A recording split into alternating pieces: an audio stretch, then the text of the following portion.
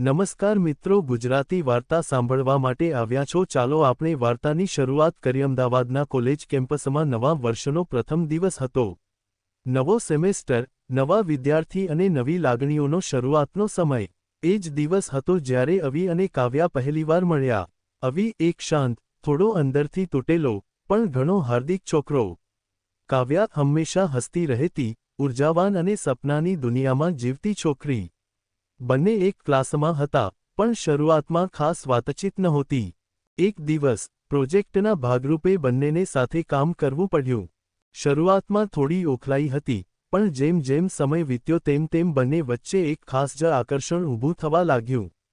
કાવ્યા અવીની શાંતિમાં અને તેની આંખોમાં છુપાયેલી ગુમશુદગીમાં ખોવાઈ ગઈ।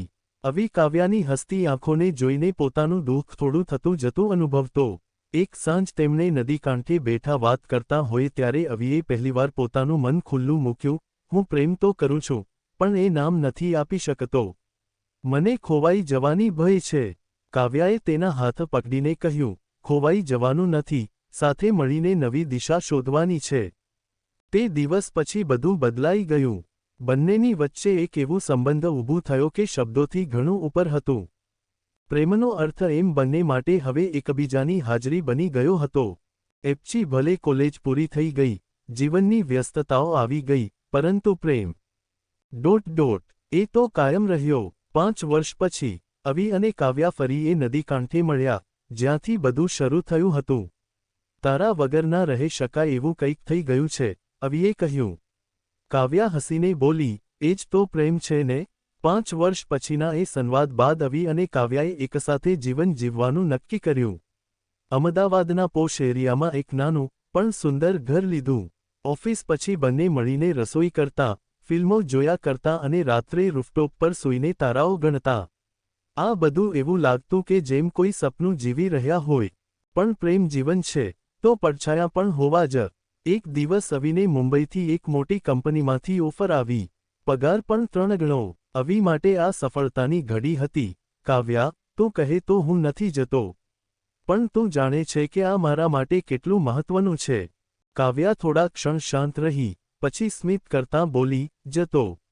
સપના જે ભીંત ઉપર ચોંટાડ્યા હોય, એ સાકાર કરવા માટે જ પ્રેમ હોય છે। અવી મુંબઈ ગયો। દૂર થવું, એ બંને માટે મુશ્કેલ હતું, પણ એ જ પ્રેમની પરીક્ષા હતી। દિવસ રાત ફોન પર વાતો થતી, વોઇસ મેસેજ, છૂટક વિઝિટ્સ, બંને વચ્ચેનું જોડાણ ક્યારેય તૂટ્યું નહીં। એક દિવસ કાવ્યાને અચાનક પ્રેગ્નન્સીનો ખબર પડ્યો।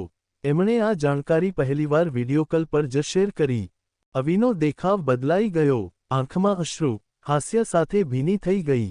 તું બોલી, સરપ્રાઇઝ છે, પણ આ સરપ્રાઇઝ તો મારા જીવનનો શ્રેષ્ઠ સમય છે। કાવ્યાએ ખૂબ સંયમ રાખ્યો, પરંતુ પછી હળવે હસતી હસતી કહ્યું, હવે તો તારા વગર ડિલિવરી નહીં થાય। 9 મહિના પછી, એક નાની પરી જેવી બાળકીએ આ દુનિયામાં પગ મૂક્યો। બંનેએ તેનું નામ રાખ્યું અવિયા, અવી, અને કાવ્યા ના નામથી બનાવેલું। આ ક્ષણમાં બધું પૂરું લાગતું હતું, એક સંબંધ, જે ગમે તેટલી દૂરીઓ પછી પણ વળી મળ્યો હતો। હવે એક નવી શરૂઆત સાથે આગળ વધ્યો। અવિયા હવે 5 વર્ષની થઈ ગઈ હતી। બાળપણની નિર્દોષતા, કાવ્યાની આંખો અને અવીનો શાંત સ્વભાવ, ત્રણેય મળીને જેવી કેવળ એક જ બાળકમાં જીવંત થઈ ગયા હોય।